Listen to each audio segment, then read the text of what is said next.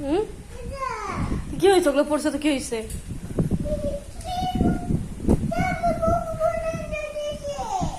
বাতাস হচ্ছে মা, বাতাসে কিচ্ছু হবে না তো বাবা। তো কি হয়েছে? পড়ে গেছে তো কি হয়েছে? উঠাও, সুন্দর করে উঠাও। তো কান্না করা লাগবে? তো কি হয়েছিল বলো?